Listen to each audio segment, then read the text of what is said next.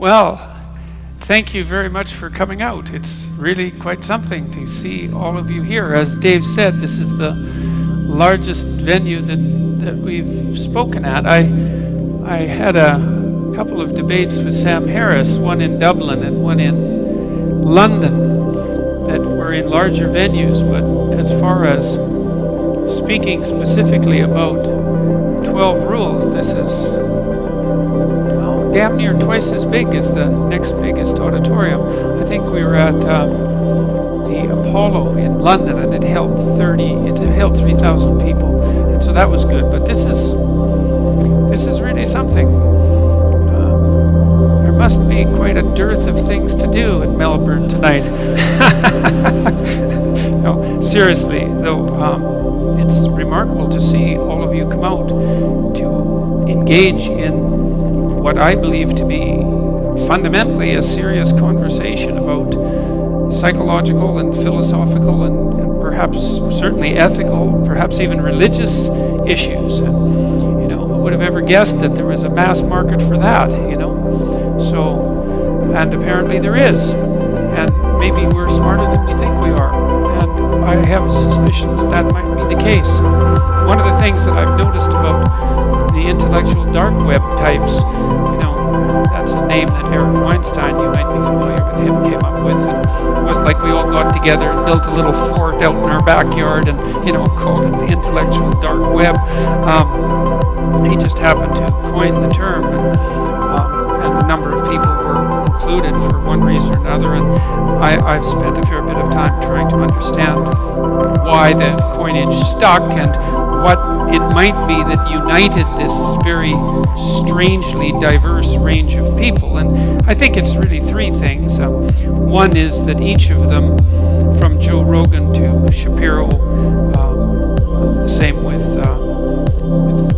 Sapheiros, are all people, Dave, are all people who have their independent media platforms, right? They're not part of a corporate structure. They're not beholden to anyone. They're financially independent, and they built that themselves, and so they can say what they want. And so that's kind of cool to see that happening, to see the technology that enables online video, which is really a complex form of broadcasting, and also online podcasts, which is a complex form of radio, enable that sort of independent journalism, and to see people able to not precisely exploit that, but make use of it. That's a very good thing, and I'm thinking that might be a real positive outcome of the social media revolution. I mean, there's lots of downsides. I think Twitter is a downside. It's a pretty rough platform, and the commentary on social media platforms can be pretty brutal. We really haven't figured out how to regulate it well yet, so that it's civilized. Not so that it's censored, right? Because that's a mistake. Censored and civilized aren't the same thing. Properly regulated is civilized, and we don't know how to do that. But YouTube and podcasts have opened up a huge market for intellectual material in a manner that's never really happened before. And you're also seeing this happen with audiobooks. The audiobook market has absolutely exploded in the last 5 years. About a third of books sold now are audiobooks. And so, and that seems to be because people, having become accustomed to podcasts, are downloading audiobooks and listening to them in their cars, or when they're exercising, or when they're doing housework, or it's one of the advantages of this new media type is that you have it on demand and you can play it at your leisure, or when you're working for that matter. And so I have all sorts of working class guys come up and talk to me after the show, long haul truck drivers, those sorts of people who have a lot of time. Obviously they're concentrating on what they're doing, but they have spare time to listen, and they're listening to 3-hour Joe Rogan podcasts on all sorts of abstract subjects, and my lectures as well. And it's really something to see that happening. And so that's one element of the intellectual dark web that's interesting and tied in with the new media revolution, because it really is a revolution to have video on demand like that, and to have it so easy to produce, and to have it permanent, and to have it distributed everywhere in the world, and to have it subtitled in all sorts of different languages, and to have it essentially free of charge and able to be produced in a day or two. I mean, it's and then it's permanent like a book. It's really something new. And then the same with the audio version. And I do believe it may be the case that more people can, like a lot of people are intimidated by books for all sorts of reasons. I mean, highly literate reading is a relatively rare skill. Like it's not overwhelmingly rare, but it's relatively rare. But listening, man, people can listen, you know? And so all of a sudden this complicated information is available to people who can listen, and maybe that's 10 times as many people who are likely to read, or maybe it's 50 times as many people who are likely to read. So God only knows what the consequence of that is going to be. That could be a real education revolution, and hopefully we'll be smart enough to take advantage of that carefully over the next 10 years and find out if that is the case. I'm optimistic about it, because one of the things that really is cool about the internet is that, you know, if you want to learn something, you can pretty much type in your question, whatever it is, and somebody will have put up a YouTube video that tells you how to do it. And, you know, you might have to sort through 2 or 3 of them before you find someone who's done a very high-level job of the explanation, but they've done it, and often, you know, they run an ad maybe and monetize it a little bit, but mostly I would say it's an altruistic gesture, and so that's really something.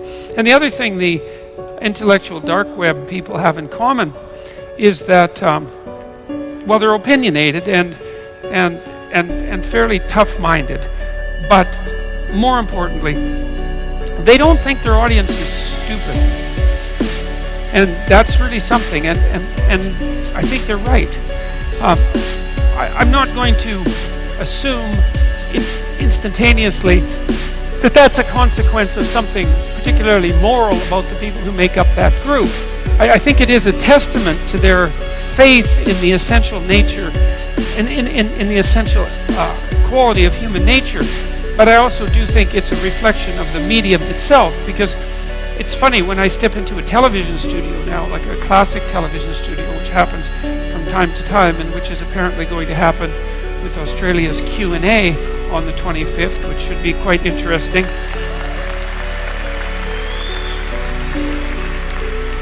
Yes, strangely enough, I'm actually looking forward to that, because I've been feeling a lot better recently, and so it'd be actually nice to have a conversation with a journalist when I wasn't feeling half dead, and to see how that goes. So it'd be nice to have a conversation at one point when I was at the top of my game, and so I don't know if I'm at the top of my game right now, but I am definitely feeling a lot better than I have for a long time. So yeah, I'm really, thank God for that, and it's hopefully that will be reflected in some reasonable quality of discourse tonight, and perhaps a tiny bit of wit, but we'll see how that goes.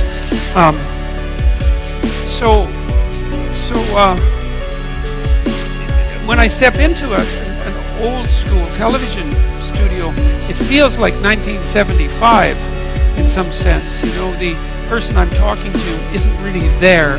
They're really a speaking device for the corporation, and they have to be, because the corporation, which is running high expense, low bandwidth television, where every minute or every second is extraordinarily expensive, they can't really take risks. They can't have free-flowing conversations on the off chance that something goes dreadfully wrong, and it might, right? And so everything is scripted, and then, you know, you have 30 seconds to make your point, and like there's just some things you can't say in 30 seconds, you know. You have to compress them down to the point where they're actually foolish. It's actually foolish to try to do it, but you know, what else do you have? Whereas with these long-form conversations, man, you can actually have a discussion about something.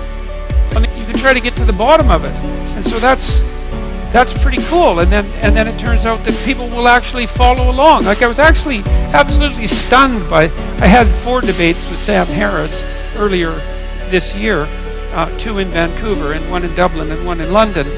And each of them lasted about 3 hours. And we were going to do a Q&A for each of them, but as it turned out, while we were talking, we got into the conversation, and then we asked the audience to vote by clapping whether we should continue the conversation or move to the Q&A.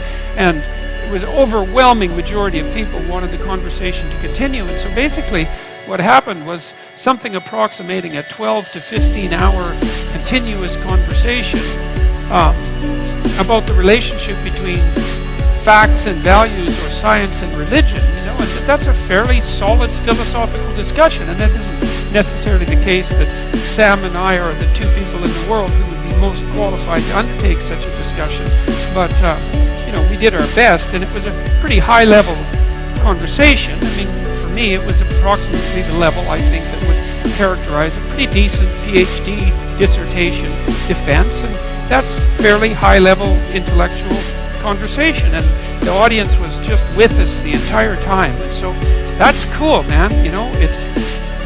It could easily be that our relatively primitive initial mass communication technologies like television made us look a lot stupider even to ourselves than we actually were, because everything had to be compressed to a very short period of time. Everything had to be scripted, so it couldn't be spontaneous discussion. You couldn't assume that your audience knew anything because maybe it was the first time they watched the show. You couldn't assume that they remembered anything because you didn't know, like if it was a series, whether they had participated in the entire series. You had to aim at the lowest common denominator, and you couldn't assume much of an attention span. But it turns out that people have an incredible attention span. Like I was just rewatching Breaking Bad, and I don't know how many hours Breaking Bad is. It's like, there's 6 seasons, must be 60 hours, I think, something like that. And it's a continuous 60-hour movie. That's a long movie, and it's really engrossing, and there's all sorts of other shows that are perhaps of equal complexity, and man, people have no problem with them at all, right? They just eat them up. So it turns out maybe we're not so stupid.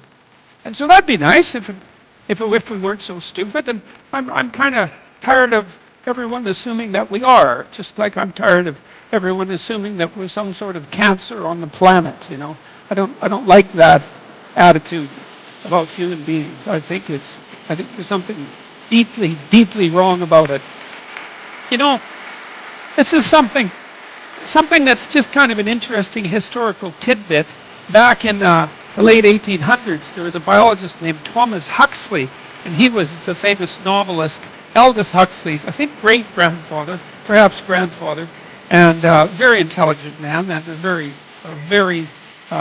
gifted family. And Huxley was a great defender of Darwin, by the way, too. And he was commissioned by the English government to do a study of oceanic resources. This was back in the 1890s.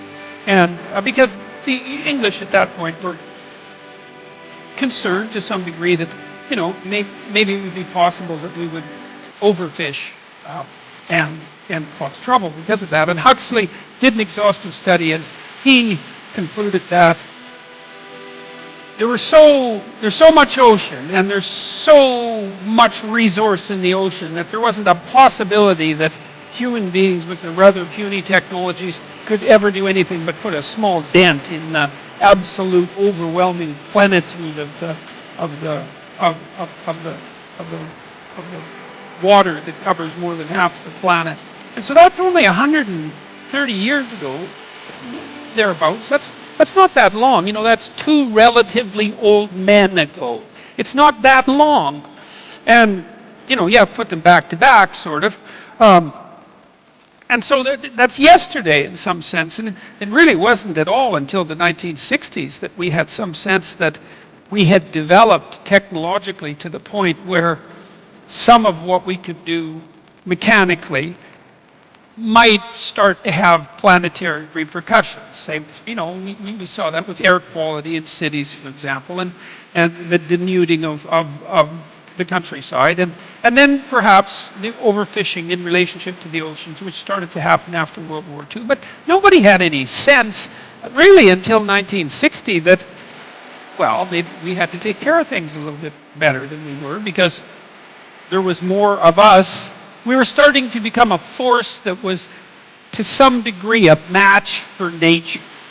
And bloody well, thank God for that, because nature was more than a match for us for a very long period of time, right? Our species has come up through epochs, eons of absolute brutal privation and difficulty and starvation and freezing temperatures and burning in the desert sun and lack of water and lack of hygienic facilities and like just hand to mouth suffering. And we've managed to organize ourselves to the point where that's still the lot of a substantial number of people on the planet, but that's decreasing very rapidly. The UN now projects that by the year 2030, abject poverty, which is defined as living on less than $1.90 a day in today's US money, will be eradicated. There won't be anybody in the world that poor. And the cynics say, well, that's a pretty damn low barrier, let's say. But if you double it, you also see that's decreasing very rapidly. And if you triple it, you see that's decreasing very rapidly. And you've got to draw the bloody line somewhere.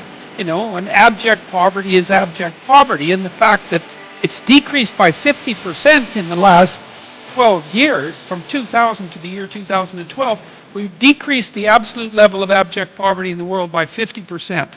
Right? It was the fastest economic, it was the most spectacular economic miracle in the history of humankind. And you hardly ever hear about it. Hardly anyone knows about it. It's like, it's a bloody miracle. There's more middle-class people in the world now than non-middle-class people. And there are way more obese people than there are starving people. And so that's something to celebrate, I mean, it's a funny thing to celebrate, but it's quite the thing to celebrate. And the fastest growing economies in the world are in sub-Saharan Africa.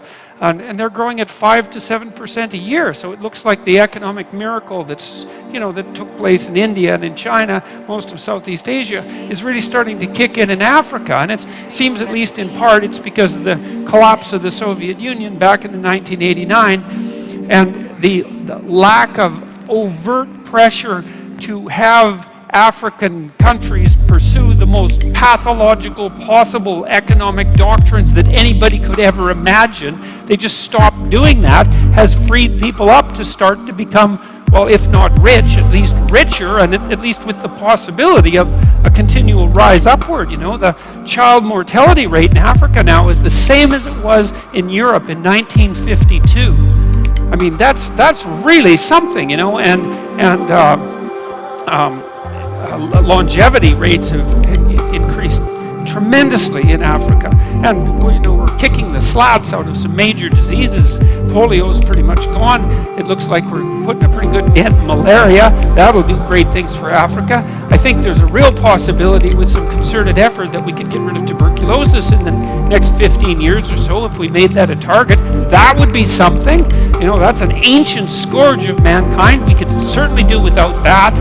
So there are intelligent people who are working hard on trying to eradicate these problems, and they're doing it successfully. And so, I'm not in favor of the whole there's something wrong with humanity and we're a scourge on the bloody planet and it would be better off if there were fewer of us and the whole planet would be thriving if there were none of us at all. I think that there's something unbelievably dangerous about that attitude, and I think it's ungrateful and unfair and unsympathetic and ungrateful and non-empathetic, because I really do see that, I don't know a lot about human history because, God, there's a lot of history to know about, and the more you know about human history, the more you know that there's just endless details that you have no idea about. But if you do a reasonable overview, you do see that it's a bloody mess, that it's privation and war and catastrophe and brutality and struggle and strife and difficulty all the entire way through, you know, people striving against odds that are just absolutely astronomical, and yet succeeding, you know, that overall, the story overall is one of, I wouldn't say unbroken progress, but it's decent progress, and it's better now than it's ever been by a huge margin, and there's every bit of evidence to suggest that it could continue to get better and better and better. You know, here's another thing that's really cool. Do you know that we're adding 4 years of life expectancy every year now? So once we hit a year every year, then that's it. We don't die anymore. But those last 8 months a year, they're going to be tough to manage, you know. But 4 months a year is really something. And so, you know, we're basically living longer, and we're living healthier, and we're smarter than we were because we're much more. Our nutritional levels are higher than they were because we're not starving, especially the people at the bottom end. And you know, we're educating people all over the world. The Chinese graduate more engineers every year than the US have engineers.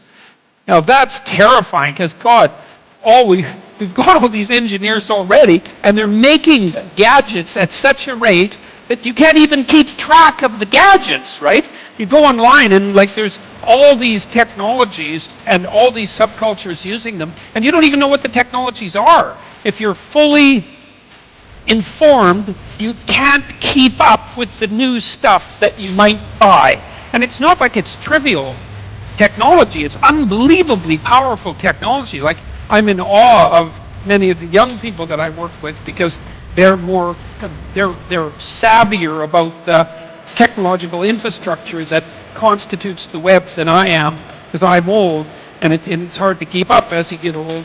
And you know, they come up with tools to make difficult things very simple, very rapidly, and there's just subcultures everywhere that are doing this at an unbelievably rapid rate. You know, when you go to somewhere like Silicon Valley, and I've spent a lot of time in Silicon Valley, and it has its problems, but Jesus, there's an unbelievable collection of smart people there, and they're working on things like mad, and it's working. You know, you see someone like Elon Musk. I mean, the hell do you make of someone like that? You know, I mean, what did he do? He made an electric car, which is basically impossible, and it works, which is basically impossible, and then he built an infrastructure so that you could charge the damn thing wherever you drove, and that was basically impossible. And then he made it cheap, because if you buy an electric car and you factor in the price of gas, the electric car is actually about as expensive as the gasoline car. And so that was unbelievable. And then he built a bloody rocket, which was 1/10 the price or less of a NASA rocket that you could reuse, which was impossible. And then he put one of his cars on top of the rocket, and he shot it up into space. And then this happened, right? This all happened, and he's still alive. And, you know, and then he went and blew it all by smoking pot on Joe Rogan, you know, because, well, it's so funny, you know. We like our insane geniuses, like predictable and safe. And so we don't want them doing strange things like having a tiny puff of marijuana on a show famous for marijuana. So anyways, you know, that's all good news. It's all good news, man. And I learned a lot about this. I worked for the UN for a while, like indirectly. And I wasn't paid for it, by the way. It was volunteer work. I worked on this document, which was a report to the Secretary General on Sustainable Economic Development. It's quite funny because a lot of the right-wing conspiracy theorists are having a field day with that, man.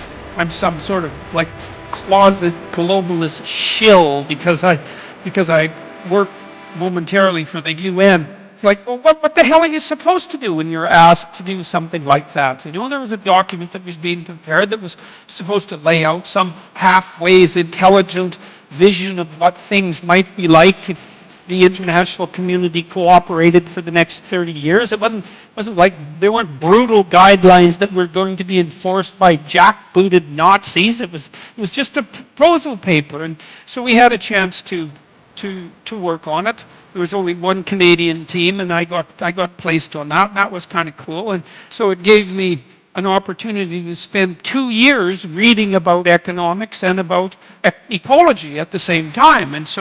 And what was so weird about that was the more I read, the more optimistic I got.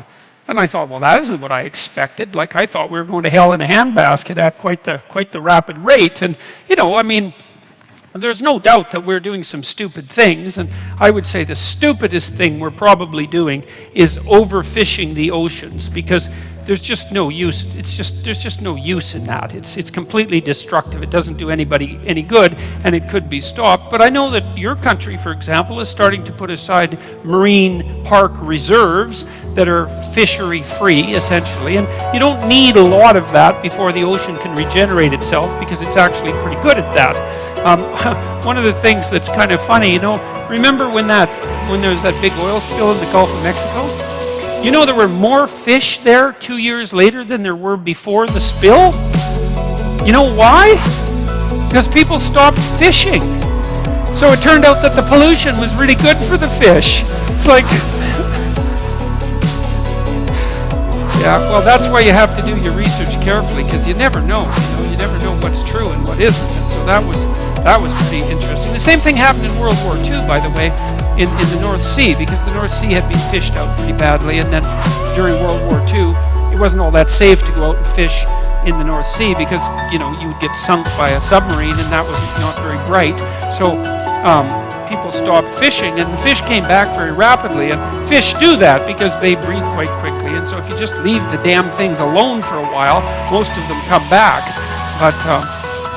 But you know, apart from the fisheries, which is really quite an appalling and pessimistic story, although not hopeless, and people are waking up to it and building these marine reserve parks, for example. A lot of the ecological news was surprisingly good, way better than I thought it would be. You know, so for example, there are more forests in the northern hemisphere than there were 100 years ago. So who would have guessed that? I wouldn't have guessed that. Partly it's because marginal farmland has returned to forest, and because we've got more effective at agriculture by a huge margin, and there are more forests in China than there were 30 years ago, and so that's something. And it turns out when people burn coal, which is, you know, kind of polluting, they don't burn wood. So, you know, they're going to burn something because they don't like eating raw, inedible things and freezing to death, so they're going to burn something, and it turns out that coal is actually preferable to wood, and so these things are complicated, and the ecological story looked better than I would have ever guessed. Even the overpopulation issue, you know, ever since the 1960s, with Paul Ehrlich and the population bomb, there was this terrible pessimism that we were going to breed, you know, like uncontrolled rats until every square inch of the world was like covered with some starving skeleton, and that was all going to happen by the year 2000, when there'd be mass starvation, and the price of commodities would have blown through the roof, and we would run out of oil, and all the commodities that we need to maintain a reasonably high standard of living. And you know, that didn't happen. And not only did it happen, is that rates of poverty went down and rates of hunger went down, even though the population went way up. And so there are more people who are hungry now than there were 50 years ago, but there are far fewer proportion of people who are hungry, and that's really something. And so the overpopulation doom and gloomers were absolutely wrong. And we're going to peak at 9 billion. That's what it looks like. All the projections indicate something around 9 billion, and that's only 2 billion more than we have. Like, it's not nothing, it's still 2 billion people, but at the rate at which we're improving agricultural output, and with regards to efficiency of agricultural output, there's no evidence whatsoever that we're going to run out of food. And you know, a country like Uganda, this is quite interesting. If Uganda, which is a very big country, by the way, if it was utilized properly, it has a water table underneath it and plenty of water. If Uganda was utilized properly, it could feed all of Africa. And so it's not like we're making full use even of the agricultural capacity that we have available to us. And so we're not going to overpopulate the world and leave everybody like starving on like Easter Island with nothing but giant heads and no trees. That's not going to happen. And in fact, I have a sneaking suspicion that within 100 years, one of the biggest problems that we'll be facing is a declining population, and that'll be worrisome. I mean, we won't be concerned about that at the moment, but that whole doom and gloom scenario just seems to be wrong. And there are fewer wars than there were by a large margin. The overall rates of homicidal behavior in the world have plummeted. The rates of death by terrorism over the last 50 years have plummeted. There's a lot of good news. There's way more good news than there is bad news. And there's no wars in the Western Hemisphere. There's a piece of good news. That's a remarkable thing. So, and it's been 70 years since World War II, and we've had thermonuclear weapons since then, and of course everyone's terrified of those bloody things, and no wonder, and maybe that's for the best, because maybe we needed something to really terrify us, It's certainly possible, but even though there's always the possibility of a mistake, and there's still the possibility of a nuclear outbreak, we haven't used them, and we haven't had a third world war, and almost all of us here have lived in what you got to think, man, comparative peace and prosperity if you compare it to any other time and place anywhere else in the world at any point in history, which is not perfect because you're still getting old and you're still going to die, and we haven't defeated all the diseases that beset us, but God, it could be a lot worse, and we seem to be making it a lot better. And so look, this is what happened to me, when I wrote my first book, which was Maps of Meaning. I was looking at something that was really dark. It was really dark. I was interested in totalitarianism, and I'm still interested in totalitarianism. I don't care if it's whether it's on the left or the right. It doesn't matter to me. It's this totalizing view that's predicated on the assumption that you can take a set of a few simple axioms about the way the world is and always was, and then you can decide how society would be structured, and then you can force people into acting that way, and the utopia will come. I'm not fond of that sort of thinking. I don't think there's any evidence that it's viable, partly because the world's too complicated to manage that, and you just can't get your axioms right. And besides, things shift around on you, and even if you're right today, something's going to turn on you tomorrow, and you're going to have to update your model a bit. And if you don't, well, then all hell's going to break loose. So, but then, I was interested in totalitarianism, partly because for psychological reasons, I was interested in why people were so committed to belief systems that they were willing to put everything to the torch, essentially. So mostly I was concerned about the ideological struggle between the Western world and the communist world, particularly the Soviets, but not only the Soviets.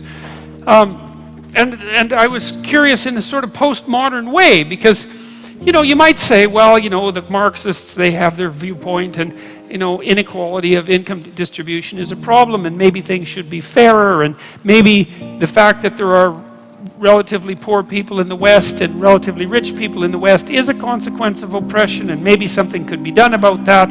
And the Western way of looking at the world is just an arbitrary set of rules, and the communist way of looking at the world is another arbitrary set of rules. Maybe you could even say that about the fascist way of looking at the world, although somehow people are much less likely to agree to that, which is quite interesting, because it means that by and large, we have come to a collective decision that there are some forms of arbitrary games, let's say, set up on axiomatic structure that are wrong. And it's a very rare person who thinks that what the Nazis did was justifiable, was right in any fundamental sense. And that's interesting, because it means that collectively we have come to a decision that there is a difference between good and evil, if you assume that what the Nazis did was evil, which I think is a fairly reasonable assumption. I don't know what you would do with the word evil if what happened in places like Auschwitz didn't deserve that epithet. You need some other word that was just as dark to describe what happened. So you might as well just use evil because everybody knows what it means. So we have come to a conclusion that there are things that we shouldn't get up to, you know, and that also implies that we've come to some conclusion about what constitutes good, some general sense that whatever the opposite of what, let's say, the Nazis did, and I would say also the collectivist communists, whatever the opposite of that is, whatever that might be, that's good, and that we should be pursuing that. And so that's a good thing, because it kind of pulls us out of the moral relativistic problem. Not exactly, because it's not defined perfectly or anything, you know, to say, well, you shouldn't be a Nazi. It's like, well, it's kind of vague, you know, okay, no armbands, no goose stepping, but then what? Well, it's a complicated question to figure out how to conduct yourself so that you would be unlikely to participate in the horrors of a totalitarian ideological system if the advantages of doing so were offered to you in a realistic way. That's really the moral issue. Because, you know, if you read about Nazi Germany and you read about communist Soviet Union and China, you understand that those systems were very attractive to people, and there were reasons for that attractiveness, and that had you been there, there's a high probability that you would have been attracted by those ideas. And you can see that now, because there's a big resurgence, for example, both on the left, on the right, but I would say primarily on the left, especially in the academic world. There's a big resurgence in the same kind of ideas that inspired generations of Soviet utopians, say back in the early 1900s, when they had not so much evidence that what they were doing was absolutely bloody, pointless, and murderous, you know, and so that does separate the modern people who suggest that such things from those who believed it 100 years ago. But nonetheless, you know, the point is that those ideas are so attractive that they still resonate with people. And you have to take that seriously, because it means they probably resonate with you. And some of it is, I deal with this to some degree in chapter 1, stand up straight with your shoulders back, because it really is a discussion of hierarchies. And I actually try to make a case, I like to make a case for hierarchy. You know, the radical leftist types, the postmodernists in particular, and I put this mostly at the feet of people like Foucault. He'd be villain number one, although he was influenced heavily by Marx and his own special sense of resentment, intellectual resentment and arrogance, so which made him into a sort of perverted and malevolent and underhanded Marx, which is really something to be, because just the ordinary Marx wasn't so great. You know, and Foucault makes this fundamental case that there's no real truth, and that what passes as truth is the dominant opinion of the dominant group. And by dominant, he means those that hold the power. And so that's a hell of a pessimistic view of the world, and it's wrong. It's wrong, and it's seriously wrong. And I'm gonna lay out why it's wrong. I mean, first of all, it doesn't even work for kids. You know, if you look at how kids organize themselves on the playground, there are bullies, and it's interesting, if you study bullies, you find out that they're not necessarily the most unpopular kids. There are outcast kids who are more unpopular than the bullies. And the bullies are ambivalently popular. They have some friends and they have some enemies. So, you know, so it's not entirely counterproductive to be a bully, but it starts working less and less well as you get older, and so it's not doing so well by the time you hit junior high, and by the time you're at high school, it's not a very effective strategy at all. And a bully is someone who uses power. It's like, bloody well, do what I want, or I'll hit you, or I'll do something else that you won't like that will be physical, or maybe it'll be psychological. But if the psychology doesn't work, calling you names, demeaning you, talking behind your back, which is a very common form of female bullying, because females have their own forms of bullying and they're very effective. If that doesn't work, then I can just take you out of the schoolyard and pound you. And if I can't pound you myself, well, then I'll pound you with one of my friends, and that'll be just as effective. And you'll bloody well do what I want you to do. And that's power. And it's like, really? That's the basis of our society? That's that sort of power? That's how we organize ourselves? I mean, it's patently ridiculous. First of all, most children who are popular, let's say, universally popular, and who do well socially, aren't bullies. They're good at playing with others. And they learn that between the age of 2 and 4. And they learn very straightforward rules, like reciprocity. That's the big one. There's a couple. Reciprocity is one. Trust is another. To abide by your word, but those are the same thing. Reciprocity and trust are very similar. It's like, well, we'll take turns. You play my game now, and I'll play your game tomorrow. And you guys have had friends that were real friends, and you know perfectly well that if you have a good friend, you don't have to keep track exactly of what you do for each other. You don't write it down on a piece of paper and put a check mark beside it, unless you're a little bit on the paranoid side, and that's only the beginnings of your problems. And what you do is, you kind of keep track of who does what for who, and you kind of keep the balance equal.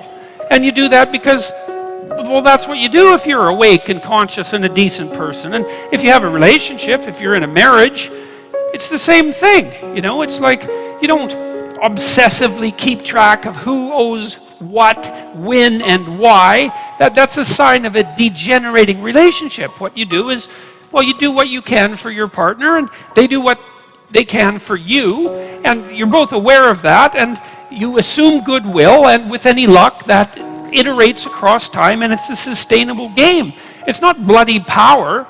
And there's nothing more miserable than being in a relationship where the rule is, do what the hell I want or suffer the consequences. And what kind of relationship are you going to get out of that? Even if the person is cowed enough to do what you want them to do, when you're there and enforcing it, they're not going to put their whole heart into it. That's bloody well for sure. They're going to be, if they have any sense at all, and they do, and if they have any spirit at all, and they do, they're going to be undermining what you're forcing them to do all the time. There's an old Soviet joke. They pretend to pay us, and we pretend to work. Right, great. That's a hell of a way to run a society, and that's exactly how that society ran. So all you do with force is engender bitterness and resentment. And if the person that you're exerting force on can't exert the same level of physical force back, it's not like they're not going to take their revenge in other ways. They're not going to cook you wonderful meals. They're not going to be, what would you call it, enthusiastic sexual partners. They're going to get their revenge when they can, unless you've crushed their spirit completely. And then it serves you right, because then you're dragging around behind you someone whose spirit you've crushed completely. And that's a hell of a way to live. And so what is this idea that our society is fundamentally predicated on power? And then that's the postmodern claim. We group ourselves into our groups, whatever the hell they happen to be, sex, gender, ethnicity, whatever the flavor of the month is. There's an infinite number of ways we could group ourselves, and then we organize ourselves into power hierarchies, and we dominate each other. And then all of those groups go to war against one another, and the most dominant group that has the most power wins. It's like, I don't know what the hell planet Foucault grew up on. That might be the definition of like the worst African dictatorship of the last 100 years. But it's not a description of our society. And it's not a description of the way that people organize themselves into hierarchies, which was the point I was trying to make in Rule 1 when I talked about hierarchies. Now, it's very important where you are in your hierarchical position with regards to other people in relationship to your mental health. And this is a really important thing to understand, because you have an ancient counter in your brain, and that was the point of the biological comparisons, lobsters being one set of comparisons, but not only lobsters. we know perfectly well, animal behaviorists, people who know their neuropsychopharmacology, know perfectly well that the serotonergic system operates quite similarly across most animals with complex nervous systems, and one of the things that it does is track relative status position. And in birds, wrens, which is another example I use, a lot of it is power.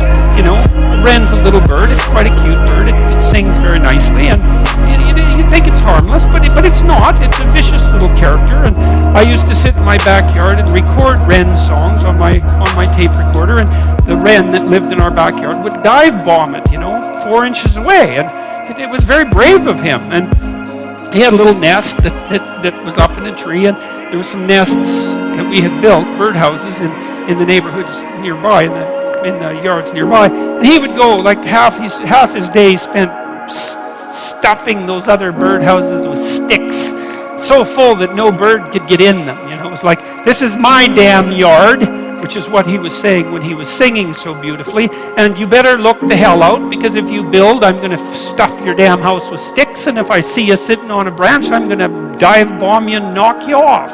And that's power, and that's what wrens do, despite the fact that they're cute. And chickens do the same thing. There are pecking orders among chickens, and virtually every animal. Wolf packs organize themselves into hierarchies, and chimpanzees organize themselves into hierarchies, and there are rat hierarchies, and hierarchical organization is the rule among animals that live somewhat socially, and even those who don't, that occupy the same geographical territory. There has to be some way of organizing access to relatively scarce resources that doesn't result in chronic combat.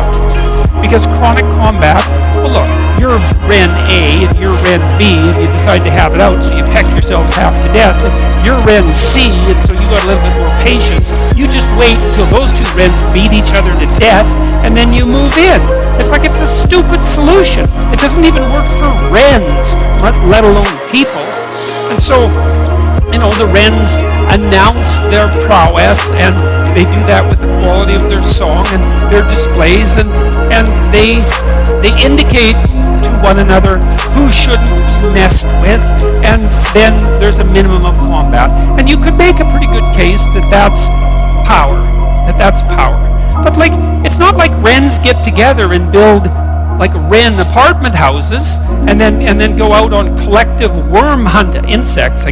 collective insect hunting expeditions and bring them all back and distribute them, or make insect farms so that there's more insects for all the wrens. They haven't got that far, They're competing in a zero-sum game. And that isn't what human beings do. We figured out how to not have zero-sum games a very, very long time ago. And it turns out that if the game you're playing isn't zero-sum, right, which means that there's only a finite number of resources and everybody has to fight to the death for them, and some are going to get the lion's share and others are going to starve. If you're not playing a zero-sum game, then you can learn to cooperate and compete in an intelligent and civilized manner, and all of a sudden, there's more than enough for everyone. Now, still, some people are going to have more than others, but there's nothing. How are you going to stop that? And do you want to? Do you want to only know what you want to only be allowed to know what everyone else knows? You don't get to know anything that anyone else knows, because it's got to be. You want everyone to be exactly the same amount of attractive. And if you averaged attractiveness overall and you only allowed each person to be as attractive as the average person, there'd be not much attractiveness left in the world. And it seems to me that would be quite the loss, And strength, you're not allowed to have any additional strength or ambition or talent or let's say athletic ability. It's like, or artistic ability. I mean, aren't we kind of happy that there's massive inequality in the distribution of talent? I know it's harsh and hard, but you can't expect everybody to have every talent that there is, and it would be a hell of a sacrifice if no one got to have any talent, because it wouldn't be fair. And so I don't get the whole equality of outcome thing. It isn't going to work. There aren't that many geniuses, We want to exploit the geniuses and get them to work for us. And if the price is that somebody has more than you do of something, well, suck it up for Christ's sake. Well, Jesus, seriously, man. It's like, look, how much more do you have than most people have? You know, you need to make $30,000 a year to be in the top 1% of the socioeconomic distribution worldwide. You know, you always hear about the 1%, right? The evil 1%. And they churn, by the way, because it's not the same people all the time. It's like all of you here are in the evil 1%, and you think, well, that's not very fair because I was really only talking about within my country. Well, that's convenient for you. You know, it makes it really convenient argument for you. It's like, well, all those other people, those foreigners, they don't count. If they're poor, who the hell cares? It's the Australians that matter. You know, and so no, that's a non-starter. You know, and by historical standards, you're doing a hell of a lot better than the top 1%. I can tell you that. I read a nice article by a coalition called Human Progress the other day, and they were comparing the typical middle-class person who lives now with Rockefellers in the 1919s, and say, well, would you rather be a middle-class person now or Nelson Rockefeller in 1919? And the answer seemed pretty damn clear that, well, you know, if you were Nelson Rockefeller, then you would have been richer than anyone else. And there's something to be said for that status, right? Because people do like to have more than others.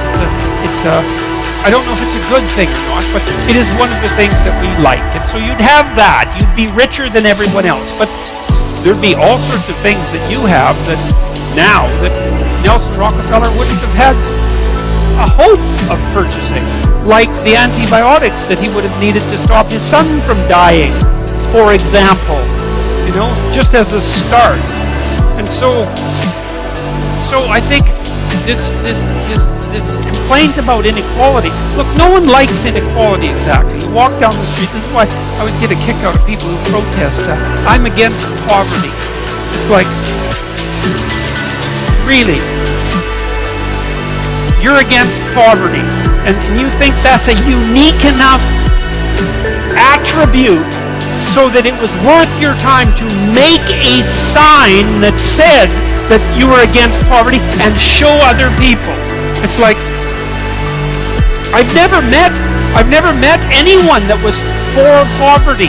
You know, you walk down the street with someone who's pretty well off, you know, and they've got 1920 spats on and a bowler, and they're feeling pretty damn rich, and the stock certificate sticking out of their back pocket, and you know, there's a homeless person there, and they give them a good kick, and they say, the more poverty, the better.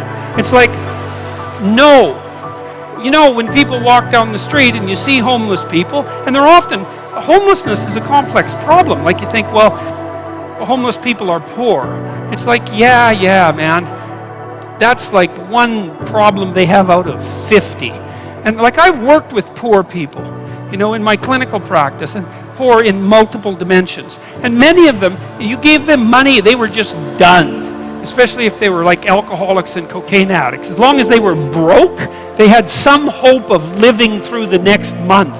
But as soon as their unemployment check showed up, man, they were face down in the ditch 3 days later, right? Nothing but cocaine and alcohol with all their idiot friends for 3 days. And then they'd show up back in my practice saying, you know, God, I relapsed again. I said, well, what happened? Well, my money came in. It's like, yeah, money's really going to do you a hell of a lot of good. It just kill you faster than poverty. Now, not that there's anything good about poverty, but it's not like these are simple problems. You walk down the street and you see someone who's been an alcoholic for 20 years and maybe they're addicted to methamphetamines as well, or maybe they're schizophrenic. It's like, it isn't unequal distribution of monetary resources that is the primary cause for that problem, and it isn't going to be some sort of straightforward redistribution that's going to fix it, because it's way more complicated than that. And so, and then the whole power thing too. It's like, look, I get it. I get the left wing issue, and I really do. And I think I get it better than the damn left-wingers get it. Because, you know, most of the radical types, they follow Marx, and they say, well, one of Marx's dictums was that capital tended to accumulate in the hands of fewer and fewer people. And that's right, that's true. Wealth and capital, income for that matter, but not only that. Whatever it is that you might like to have accumulates in the hands of smaller and smaller numbers of people. It's a principle that was discovered by an economist named Pareto, Wilfredo Pareto. And he pointed out something that had been pointed out in the Gospels, by the way, thousands of years earlier, which was, to those who have everything, more will be given, and from those who have nothing, everything will be taken away. The rule being, once you start to succeed at something, the probability that you will continue to succeed ever more rapidly increases. So there's an exponential function with regards to success. But there's also an exponential function with regards to failure. So failure and success aren't like this. They're like this. Fail, fail, die. Succeed, succeed, succeed ridiculously. Like it's this weird curve. And it's funny because it doesn't just characterize economics. It's a really it looks like a really fundamental economic law. I was actually quite shocked when I first learned about this, which was only about 15 years ago, because I thought most things were normally distributed. It turns out that that's not true. What people produce creatively isn't normally distributed. A small proportion of people produce most of what's of value. It doesn't matter what it is. And you know this, it's like, how many books does Stephen King sell? It's like half the books, right? And then there's the next guy after Stephen King, and no one even knows who he is, and he sells like 1/10 as many books as Stephen King. And then there's author number 50, and out of thousands and thousands of authors, and he's barely scraping by. And then there's the bottom 99.9%, and they can't make a living writing. And that's how it is. And it's the same with musicians, and it's the same with athletes. You know, if you look at number of goals scored, for example, in hockey, Canadian, so I'll use that, there's a small percentage of absolutely phenomenal hockey players, even in something as amazing as the National Hockey League or any professional sports league. You know, you have to be one hell of an athlete to make it in a professional sports league, and still you get this tiny group of superstars who are way better at it than anyone else. You know, and so there's this weird rule that as you get more, getting even more gets easier. And who knows why it is exactly? Partly it's practice, and it characterizes all sorts of situations. Like, it characterizes the size of planets. A small number of planets have almost all the mass. It characterizes stars the same way. It characterizes biomass in the Amazon jungle. It characterizes city size. A small percentage of cities have almost all the people. It's like, what's that? And then you go back 10,000 years, you look at a Paleolithic gravesite, and you see what people are buried with. And like, there's one guy, there's two guys there, he's just covered with gold, right? The gravesite is insanely rich. And